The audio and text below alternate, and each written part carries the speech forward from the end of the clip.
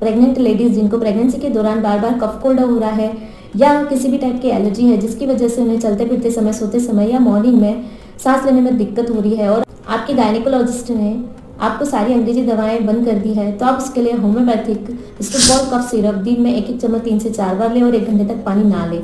आपको सारे सिम्टम्स में बहुत ही अच्छा रिजल्ट मिलेगा।